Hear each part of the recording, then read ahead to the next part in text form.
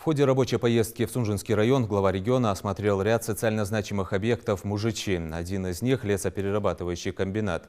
Предполагаемая мощность производства – около 5000 кубометров готовой продукции в год.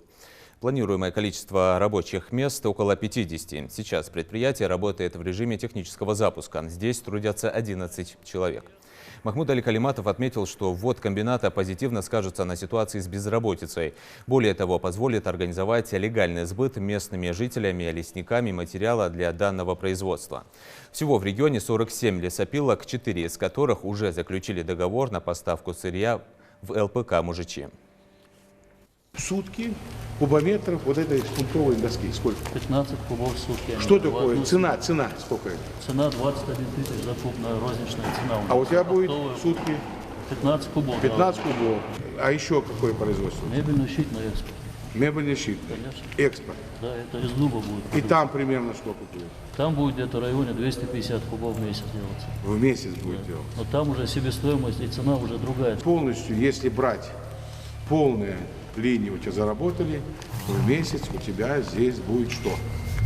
Здесь будет 500 кубов готовой продукции всего. Производство должно быть четко налажено, обучать их надо, ему надо трудовую.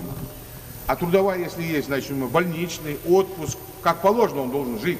Социальный пакет ёбаш. Мялуючи, шорты, хожил, ердни волос, ердни дивей. Что делать, ердни дивей? И что делать, ерху дивей? У него перспектива должна быть. Глава региона побывал на полностью обновленной республиканской спортивно-тренировочной базе «Мужичи». Реконструкция комплекса и строительство нового корпуса завершены в конце 2020 года. В соответствии с планом работ в скором времени он откроет свои двери для первых посетителей.